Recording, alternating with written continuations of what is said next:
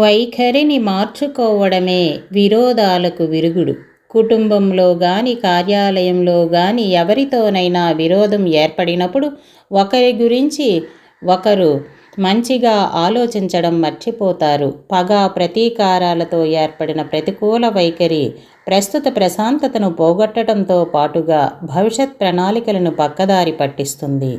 మనోవైఖరిని మెరుగుపరచడానికి ఏకైక మార్గం అందరి పట్ల నెగిటివ్ భావాన్ని మార్చుకొని శుభమైన, శ్రేష్టమైన ఆలోచనలను సృష్టించేందుకు ప్రతిరోజు ఉదయమే పరమాత్మతో ధ్యానం చేస్తున్నప్పుడు స్వచ్ఛమైన మరియు శక్తివంతమైన ప్రకంపనలు మనసును తాకుతాయి. అవి ఆరోగ్యకరమైన ఆలోచన విధానాన్ని అలవాటు చేస్తాయి. మనసులో జరిగే ఈ సహజ పరివర్తన సూక్ష్మ ప్రకంపనలు